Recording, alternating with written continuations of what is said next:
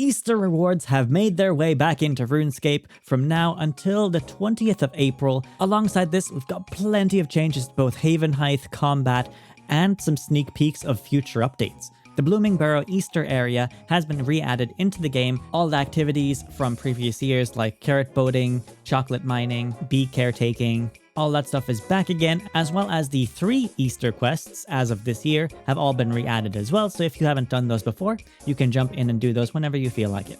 This year's new quest is called Corporate Egg Espionage.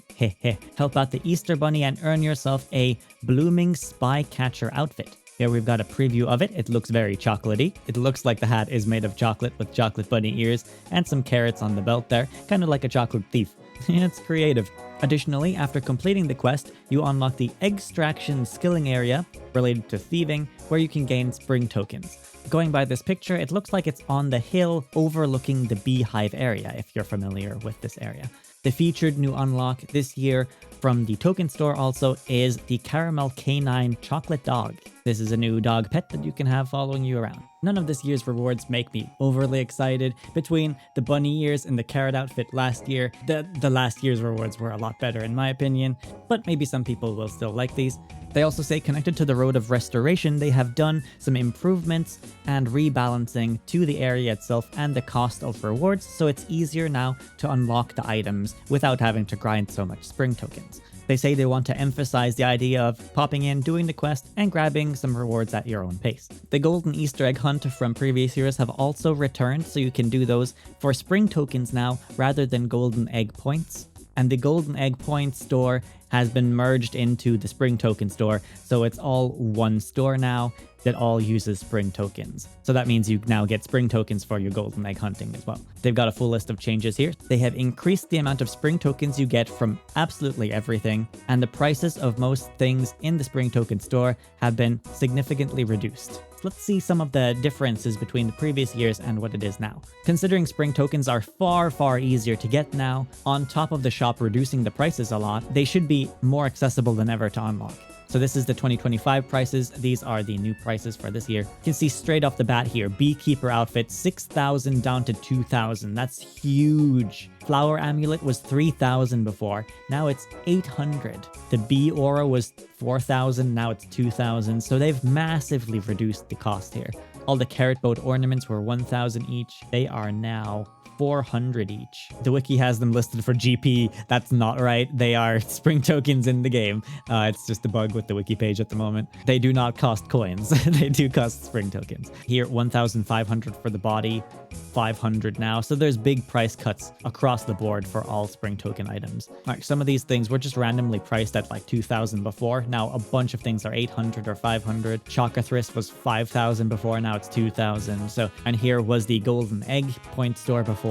That's all been moved into the spring token store now. So yeah, good stuff to be honest. Spring tokens can now additionally be earned through skilling outside of the Easter area. That's actually huge. You can now just play the game and unlock some Easter items. I imagine spring token drops are still connected to experience, so if you gain some experience, you'll get some tokens, and then it'll go on a cooldown for a couple minutes before you can get some more tokens. Carrot boat racing will now happen every 30 minutes instead of every 60 minutes. This will give players more opportunity to participate, which is good. Gummy surprise eggs can now be purchased by all player types. This includes members, free-to-play, and Ironman accounts. Gummy surprise eggs are just an item you crack open to get some extra rewards. You generally buy those for spring tokens when you've purchased everything else in the store. Historically, Ironmen have not been able to get these, and I imagine protein items have also been removed from the eggs. If we check out one of the surprise gummy eggs, we can go into info on it. See, you can still get the Easter egg follower pet token, and then there's alchemic keys, crystal keys, the Menopause gifts. You've got some Eastern lands currency, some raids currency. Here's a clue scroll box, and there's also easy clue scrolls separately. Get Reaper reward points from them still. Player-owned port resources, effigies, strange rocks, golden rocks, various different skilling supplies for construction, rune crafting, prayer, and crafting things, some farming seeds, and some wood cutting spirits, some raw fish, and then there's summoning charms and some feed for your player-owned farm. Free-to-play players will have a pool of only free-to-play items. Ironmen will also have the free-to-play drop table, but with clue scrolls as well.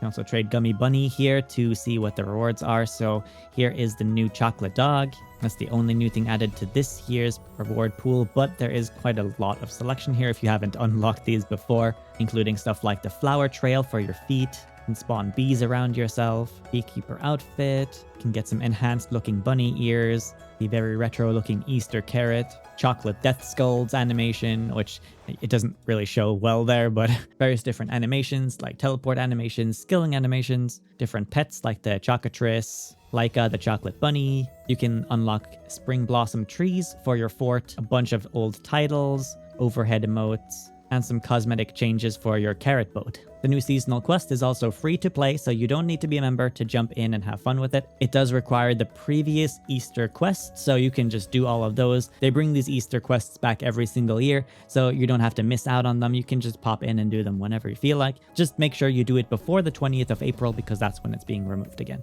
Today's update also introduces a new cosmetic toggle option that hides other players' summoning familiars and conjured spirit customizations. Now this doesn't hide pets, but it does change summoning familiars that have a pet override over them back into the summoning familiar itself. I would show you the option here, but nobody has a summoning familiar out. They only have pets out, so it's not going to do anything. But say if this dog was a pack yak, for example, it would then show the pack yak rather than the dog. As for conjured customizations, there are various outfits you can give to your necromancy familiars, like the Christmas skeleton, Soul Reaver skeleton, give it the Santa hat. So these things would just remove those cosmetics from them. It doesn't remove the conjure itself though. You'll still be able to see other players' conjures. The marketplace also has an Easter collection now if you want to grab any of those. These include things like the farmer bundle, you can get some brown bunny ears, or the various different patterns of dungarees. I will say I'm a little bit surprised that the carrot outfit didn't make a comeback into the marketplace store. That was a very popular outfit last year, and I don't believe they would remove it because Old School also got a carrot outfit that same year.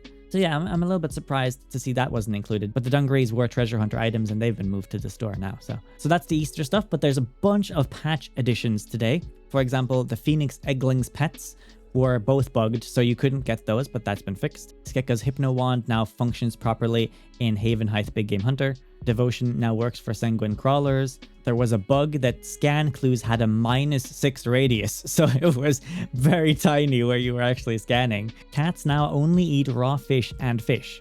There's also a whole bunch of good additions to Havenhythe. You can now add the Magic Butterfly Net, 2 Foxes Hunting Supply Box. That's connected to Big Game Hunter on Havenhythe. They've reduced the amount of rope you need for Chinchampa encounters. The moths have been increased in size while hunting big Chinchampas.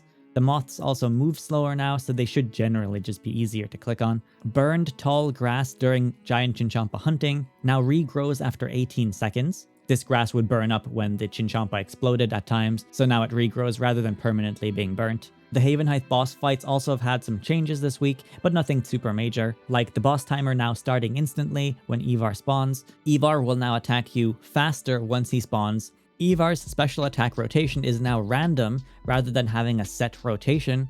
They've adjusted the timing a little bit also on his special attacks to give you some leeway in dodging them. I mean, they're early game bosses, so you want to give people a little bit of time to react. Silver Quill's also had some changes, adjusted when the boss timer starts. The damage over time effect now clears when you phase the boss, meaning that you won't be taking reflect damage after you've phased it through one of its attacks. The Blood Bomb attacks now have proper blue telegraphing, like AoE effects tend to do. The Bloodhog attack now fires projectiles from the tumors onto the boss and then onto you, so it kind of just shows you more what's happening in the fight, really. There were also some issues with Silver Quill and Ivar not having the proper portals in War's Retreat. Ivar's Colossal Bones are no longer capped at 100. You will keep getting them every single kill now. They're just considered his death bones now, essentially. They still don't work with Bone Crusher though, so you have to bury them manually. All of Ivar's drops are now free to play. This includes the Bone Crusher Maul, Magic Skull Mask, Colossal Bones,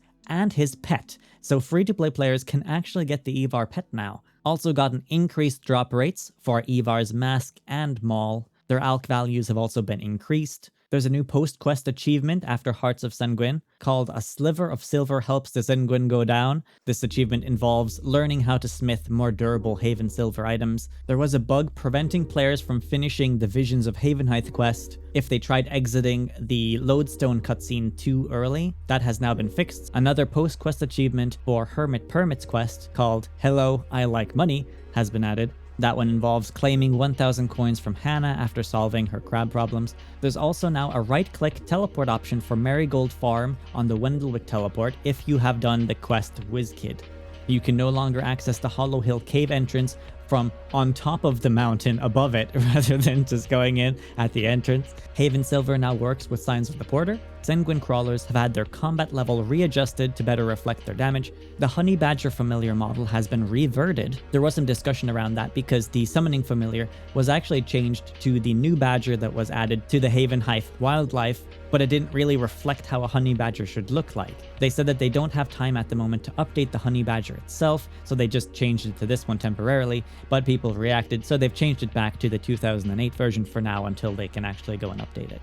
Stools around Wendelwick can now be sat on. 2 mini obelisks for summoning have been added to Havenhythe. This includes one on the beach near Wendelwick and another one over here at the foot of the mountains.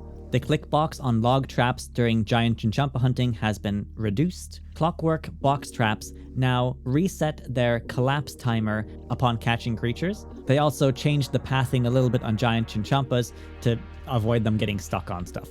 Alongside this, they've buffed magic a little bit this week. Asphyxiate's damage has been increased slightly, and fully channeling Asphyxiate now also gives you a critical damage buff. I believe if you're using Tumikin's Resplendent Armor, it still caps out at the same as before, it hasn't been increased, but this is adding more power back into Magic's base kit rather than having it all end loaded into that armor set. Wild Magic also has a critical strike chance increase now, as well as critical strike damage increase. It's now possible to get the Equilibrium perk from lower components. Through using manufactured components, you can get the rank 1 and 2 versions of that invention perk. They also say with the lower ranks of these perks being much more accessible, they have rebalanced the perk a little bit to now be 6% plus 2 per rank. Before it was 10% plus 1. So effectively, Equilibrium 1, 2, and 3 have been slightly reduced, whereas Equilibrium 4 is still the same as before. Granted, now you can use manufactured components, which are far cheaper than Ecliptic components, so there is no difference if you're using Equilibrium 4 though. Divine Locators can now be crafted once again, and some mentions of Wilderness Flash events and Rune Goldberg Machine have been removed from the game. I've got some particle decluttering to show you, but first we've got some comments from Jagex moderators in the past week talking about various hot topics. Firstly, Mod Ramen was talking a little bit about forced camera movement, which is something a lot of people are quite passionate about, and understandably so. This is when your camera will change its direction when you teleport to certain locations. Sometimes it's really annoying. You don't want your camera to move and it flips a 180-degree change on you, especially bad when teleporting to Prifddinas, among other places. He says sometimes there are scripts that force change the camera. We can absolutely add a camera-related setting, but that might bring its own complexities. Sometimes it's also just how the game engine handles teleporting long distances when following the player. He has created a ticket for it though, so they can look into it and see if there's anything they can do to make it less frustrating. Performance issues are also still a hot topic because a lot of people are suffering from stuttering problems. Mod Anvil chimed in on this about LODing. LOD basically standing for level of detail, and it's a technical term for 3D models changing their graphical quality depending on how far the camera is from the object. You'll see that in some games where things in the distance might pop a little bit. That is the object changing from a lower resolution to a higher resolution object because the camera now is within a closer range. People have been saying that RuneScape should add that, and they have now added it for trees. He's unsure about the relative effectiveness of adding this to trees because it can have knock-on effects, especially seen in Havenhythe. Says LODing for characters, non-tree objects, and environment isn't yet implemented, though it does seem that trees are a major culprit in performance impact. Says that LODing isn't necessarily a magical fix that will solve all of the problems, however, as LODing requires computational power to determine and continually track which LOD to display things at. So they are still researching what balance to use this feature with. And then he like mentions things like Unreal Engine, more modern game engine games, of course, are using lodding because the system is sort of baked into the engine, rather than in RuneScape's case where it's kind of tacked on to an existing engine. RuneScape having lower poly count as well than a lot of the newer games means that it's not going to have as strong of an effect. And yeah, that's the general gist of the comment. There was also some talk about why does the world suddenly end at Havenhythe? And Mod Ramen chimed in about multiple ways they could approach the end of world area, essentially where the world cuts off because there's no additional stuff there yet. So they say that they could have the old style of black map square where they haven't added something yet. They can have hard cuts like they've got at the moment, or they can cap off the edges by removing the land to the east. And they didn't do that because they wanted people to know that more stuff is coming. So I looked into what they were talking about here. Unfortunately, the original picture here has been deleted. But from what I can tell at the moment, this is effectively the edge of the world, right? You can't go over here. The bridge is obviously going to be made here later. But if we zoom out here, you see that, well, there is still area here, right? And if you're not free camming like I am at the moment, it just looks like you can't access this area yet, which you can't. It's just, it's unmade, right? This is what it looks like before they've finished adding the details and stuff to it. And I mean, they could just make this black area here cut off right over there, right? Where my character is standing. But now it feels more natural, right? You get all this mountainside here, and it looks like there could be something else over there, but it's just not been added yet. And I think that's a good way of doing it personally. It makes the world feel like there is still more to come over there, but you just can't reach that area yet. I mean, maybe the image that they showed was something like this, right? Why does it just cut off like this? Could they add fog or something there instead to make it look nicer? And I mean, this area isn't finished, right? You're not really supposed to be, like, there's holes in the geometry. For all intents and purposes, the area back here is where you should be looking, right? And if you look at it from this area here, looks perfectly fine, right? Like anywhere you're looking from the current existing area, it looks fine. I don't think they need to do anything with it personally. Once those areas are added into the game later in this year, it's gonna look perfectly fine, right? A little while back, mod Yui, Breezy, and Pigeon showed off some upcoming changes to particle effects. This is part of their decluttering project, reducing visual noise on effects. Whew, that's a lot of particles. These sort of sets of updates are looking at like toning it down, making it so that if you're doing absolutely anything, that your screen isn't just taken up by lots of different things happening and you can clearly read what's going on. There's now a little swirl on them instead. There's no massive amounts of particles being shot up everywhere. Much better. The Conjure particle trail has also been reduced, you can see here. Trail has been massively shortened, as you can see.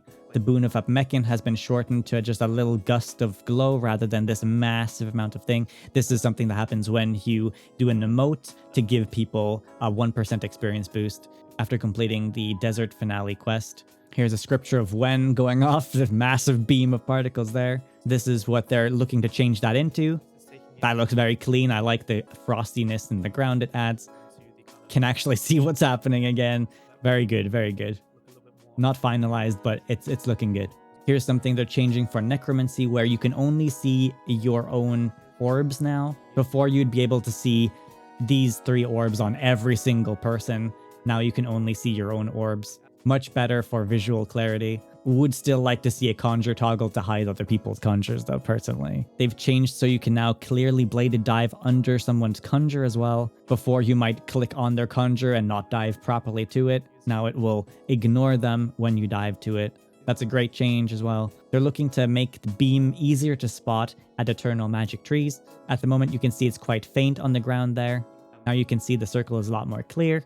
I think that's a good change as well. Looks good. They're looking to change the particle trail length of some cosmetic overrides. These are some surge trails that they're showing off here, like the warp trail. They've got before and afters for all of them. They've shortened them to about half the length. They also seem to disappear quite a lot faster now. The Twitch chat was a little mixed on this one, so they're going to be tweaking this one more still before releasing it. Potentially letting the trail linger for a little bit longer, but keeping the shortened distance. That one isn't quite done cooking yet. They're still working on tweaking that amount. They've got some aura changes for player characters, massively reducing the trail of the Amasket one. These are not necessarily final changes as well. To me, this one just looks like the character's really stinky, to be honest. Do let me know what you think of these particle changes too. I'd be curious to hear. This one's the Tumikin aura. It's discontinued. You can't get it anymore. They've reduced the length of this one by half as well and also reduced the brightness of it. Mud Pigeon can't believe how long this one was. And it is so long if you look at it. Seems like good changes to me. Sanctum of Rebirth aura. Twitch chat was saying add more smoke connected to your body, but the trail length is good now. Things they're not showing off, but they are looking at as well, are the Magma Tempest ability, reducing how much fire there actually is when casting it, reducing the size of the Aftershock invention perk triggering, reducing the crackling effect from invention, reducing the size of Insight Fear magic spell, and also looking to fix the mispositioning of NPCs when they are standing somewhere on your screen, but they're actually not there on the server side. So better sync up their actual position for your screen. I think that's a problem that both Old School and RuneScape 3 struggle with at times, so it's good to see them looking into that. Twitch chat also told them to add light form and dark form into their checks because those are very bright at the moment. A lot of particles coming off of those, so that needs to be checked as well. So this update seems to have a 20% dislike ratio, and that kind of confused me a little bit because I'm not quite sure what people dislike about it. I tried to go into the comments. There weren't really that many comments expressing what people didn't like. I mean, the majority like it, but 80% is quite low compared to some of the blogs that they've been posting. So I tried to figure out what people disliked about it. Sorted by controversial. First comment, still no peep about price gouging and scamming long-term customers. So maybe that's it, right? They haven't addressed the membership controversy stuff. Says, I'm quite sad Reaper tasks haven't been tackled yet. Would really like to see a one free skip option. Mod Reaper did comment about that. We've heard feedback about the Reaper system and we're continuing to discuss ways to address some of the current friction points. Another comment about Reaper tasks. Havenhythe stuff good, Blooming Burrow bad. 2026 roadmap really gave me the hope that these engagement farming abominations would be gone for good. How else would they realistically do Blooming Burrow, right? They have a goal here of wanting to re-release the old cosmetics. They're reintroducing the Easter quests every single year at the moment, so you're never missing out on the Easter events. You can do the quests, even if you don't do them this year, you can do them next year. There realistically is very little FOMO, if any at all, in this event now, especially since you can just log in, play the game, and get spring tokens to purchase all the rewards anyway. You don't even have to participate in the Easter skilling things themselves. Granted, their take has -1 point. I do see that, so clearly people don't agree with what they're saying. But I'm saying that this event is likely the least engagement farming that they've had in a long, long time, right? I think that all the changes they've added are good, and it still allows for old rewards to be reintroduced and unlocked by players who missed the previous rewards. Does this event have XP lamps or stars? No, it does not. They removed all of that. Still sad about Big Game Hunter 2 not having good rewards and missing unique. If you do Big Game Hunter 2 fast at the moment, you can make like 20 to 40 million coins an hour.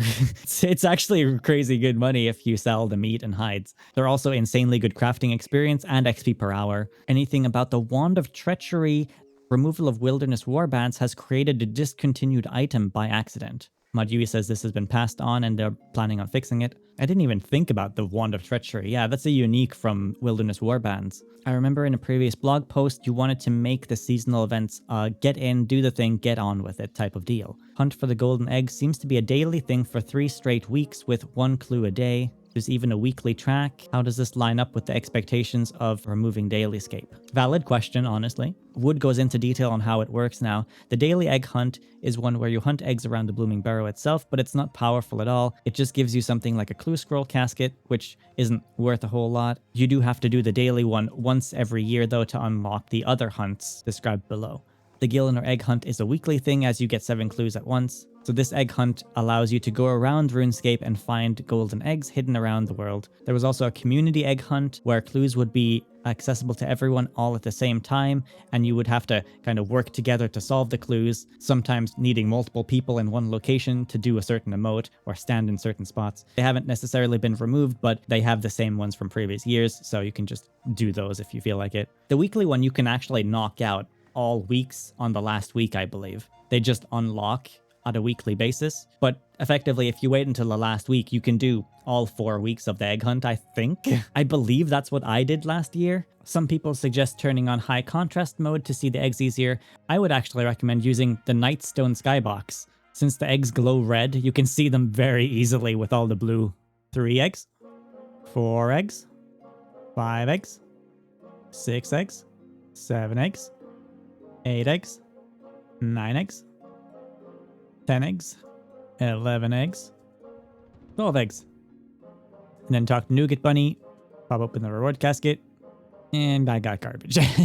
But I've now unlocked the Gillinor egg hunt, so that's good. What happened to the idea of separating Bladed Dive from Dive? It seems like it missed the cutoff for this week, so it'll be ready next week. Here's another person who's quoted the Road to Restoration saying that they want to reduce the grind of holiday events. Saying, wow, that's awesome, you guys actually care about the players. Reducing mind-numbing AFK, seasonal hubs. Then they say they've added new rewards. I don't feel like they've read the entire blog post. I'm sure you can't get spring tokens anywhere else. Like Cobra says, they've drastically reduced the grind of getting the rewards. Not only have they massively reduced the price on everything in the store, they've also drastically increased the token gathering rate. They say that it used to give 28 tokens per bar, now it gives 220 per bar. Plus you can get tokens from doing everything in game now.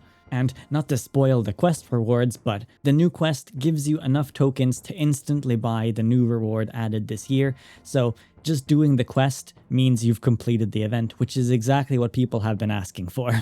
You only have to grind if you don't have previous year's rewards and you want to unlock those. And even then, you can do anything in-game because everything gives spring tokens now. Why is there an arbitrary cutoff date of 2008 for bringing back old holiday items? Well, there isn't really, they just haven't brought back everything yet. I mean, the Easter Bunny ears they added last year were 2003, right? Or something like that. Though I guess you could say, why are they not bringing back the 2003 bunny ears? I have seen some comments about people wanting to gatekeep the OG RuneScape Classic cosmetics. I think that's a bit silly personally, because in old school, you just get everything if you just do the event. If you want to show off how old your account is, you've got veteran capes to do that. Heck, there's people who played back then that missed the holiday rewards as well, and they never got them, even though their account is from 2000 and something. I started getting holiday rewards back in 2005.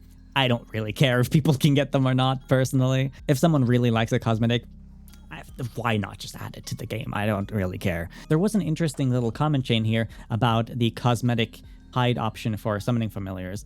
Would love to see an option to hide familiars altogether rather than seeing 20 huge Calgarian demons. One player says, at this point you just want a single player game. And then someone commented, I would like a button to hide all other players, please. Entity Hider, when Jagex? When are we getting Entity Hider? Hope this will come with the API update. I mean, RuneLite does have it already, so they were just being sarcastic. But while I like a multiplayer game, there's no reason to see other players' conjures. They add a lot of visual chaos to the fight. They do. Have you seen 5 necromancers trying to fight something? There's just things running around everywhere. It's chaos. They have bound high contrast mode to their keybinds just so that they can see people trapped by sand at Yakamaru because there's 40 conjures running around. I am a little bit surprised that we can't hide them. I also have potentially a hot opinion about wanting a toggle for other people's adrenaline bars. You know, the little yellow bar above people's heads. I don't necessarily think that's useful information in most scenarios. There are niche use cases for group bossing when you would want to see maybe someone else's. In the large majority of situations, I don't feel like I need to know.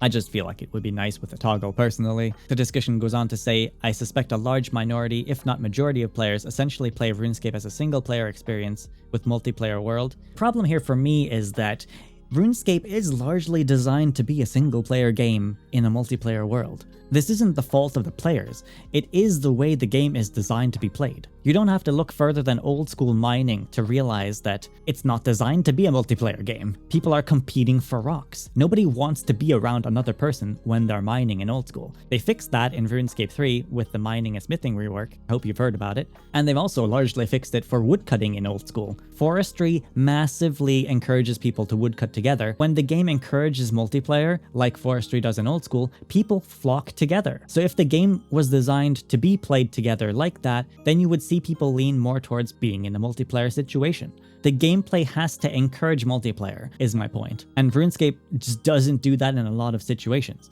I'd say there's a lot of situations where RuneScape discourages multiplayer, and that's when you get situations of people wanting single player. Oh yeah, and RuneScape's boss grouping system also really sucks, so that doesn't help with that situation. Could do with a big update there, please make that happen at some point. Also seen a comment here that it's weird that aspirational things like skilling pets and stuff, boss pets, are being hidden now through a toggle. Pets are not being hidden through the toggle. You can still have your skilling pets and boss pets out behind you. People will still see the pets with the toggle. They just won't see them if your summoning familiar is behind you. they will see the summoning familiar, not the pet. The pet override is what's being toggled off here. So just keep your pets out. You can still show them off. Just did an hour of Big Game Hunter on Havenhythe and I have no complaints. I love the golden chinchompa. Lots of good changes. The grass regrowing is massive. It was perfectly fine to do the giant chinchompa without the grass regrowing, but it is a very nice quality of life. If you've perfected it and you're doing it really fast, you probably won't notice the change much, but if you are taking your time a little bit with it, this is just hugely beneficial to those players. The Kebbit does seem to have gotten a small nerf though, because you can't lure it while it's already being lured at the moment. You have to wait a moment now before engaging it again if it's on a trap. Heck yeah, Equilibrium 2 from Manufactured Components feels good. Glad to see the update with Clockwork Box Traps. New mini obelisks on Havenhythe are a great addition, love the design. And those are the Easter editions. Let me know what your thoughts are in the comments below. Thanks for watching and have a happy Easter.